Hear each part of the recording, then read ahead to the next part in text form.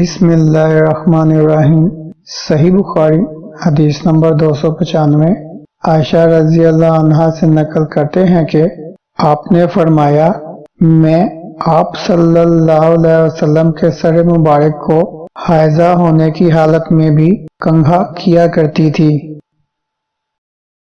اللهم صل على محمد وعلى آل محمد كما صليت على إبراهيم وعلى آل إبراهيم إنك حميد مجيد اللهم بارك على محمد وعلى آل محمد كما باركت على إبراهيم وعلى آل إبراهيم إنك حميد مجيد۔